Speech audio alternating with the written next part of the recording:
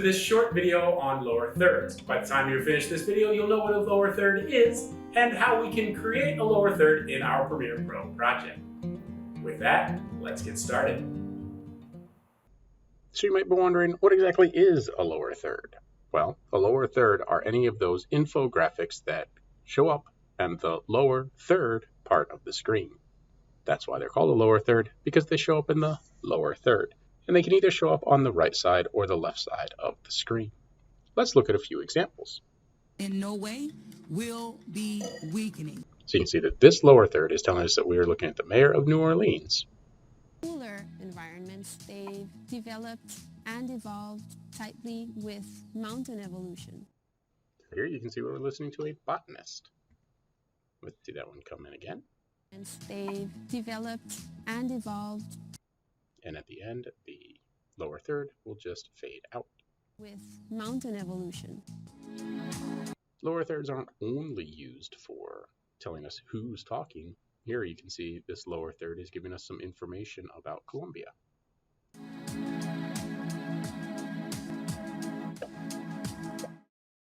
Well, now that we know what lower thirds are, let's look at how we can make them in Premiere Pro. So let's say that I want to create a lower third that slides in and tells people who they are watching. I'm Mr. Lau, and I want to make sure the world knows it. So what we're going to do is come over here, click on our type tool, and then click anywhere that you want your lower third to be created. I'm going to put it right there, and I'm going to type Mr. Lau. There we go. So I am.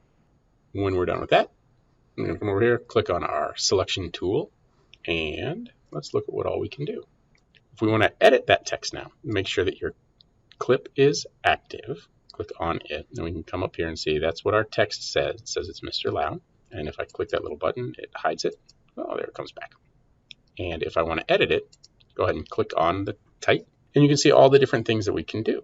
Down here, we can change the font of the text. I actually want to change mine to condensed bold. I want to change the color. I don't like that white color, so I'm going to come down here to fill. And I'm going to make this, I'm going to go with a gold color. From the gold, I'm going to go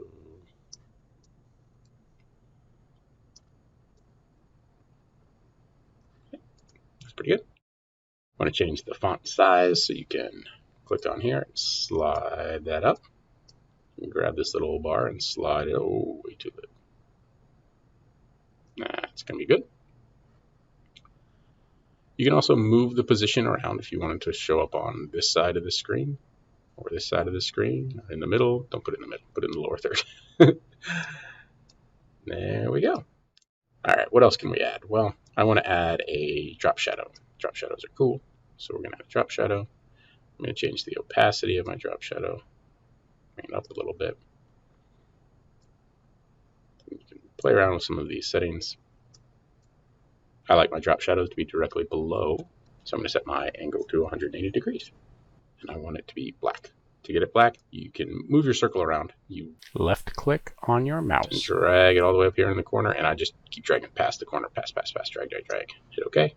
It's as black as I can get. Now I've got a nice black drop shadow. I like it. And the opacity is a little bit sharp. I'm going to bring that down some. There we go, 60%. Lower third, basic, but I want to add a little bit more to it, so I want to put a box behind it, a colored box. So I'm going to come over here to the pen tool, and I'm going to left click with my mouse. I'm going to bring this rectangle tool down, and I'm going to draw a rectangle around Mr. Lau. Oh no, it's covered up. That's okay. When we look over here, this is telling us the order of the layers. Shape 1, which is my rectangle, is above my text, so that's what's being seen first. I'm going to left click on my shape layer, drag it down, and drop. So then it goes below. So again, if I want to change the position of my layers, I left click on the layer, drag it down. Now Lau is behind shape. I don't want that. I want shape behind Lau. Gray is ugly. I don't want that. I'm going to change the fill. I'm going to make it maroonish. Maroon do I like? I like that one. Okay. There we go. Some nice Loyola colors. That's the lower third. Now I've created it. We want to make sure that this lower third doesn't just suddenly appear. I want it to fade in and fade out. So I'm going to go to the beginning of that clip. Do you remember the shortcut? the up arrow. And you can see that I actually went to the beginning of this other clip. The reason why is over here, I don't have my track active. With this blue box clicked, now the up and down arrow will include track 2. With that off, it does not use track 2. So I want to make sure that's on. My up and down arrows are my shortcuts, and I'm at the beginning of my lower third. Make sure that's active. Come up to Effect Controls under the video, the opacity. I'm going to start. Remember, you have to click your stopwatch to tell Premiere Pro, I want you to pay attention to what I'm doing. And what I want you to do is start off 0 opacity. Slide forward a couple of frames to there. And twirl this all the way up to 100. To fade out, I'm going to come down here. Remember, to tell Premiere Pro to fade out, I got to make my tabletop stay at 100 all the way through the time of the clip. But at the very end, I want you to go to 0. So to get to the very end, I'm going to hit my down arrow. Now, the weird thing about Premiere Pro is it actually moved me to the clip below. So I need to go back 1 frame, that back arrow. And now you can see that I'm back to my lower third, which is where I want to be. And I want my opacity to be down at 0. So let's watch that.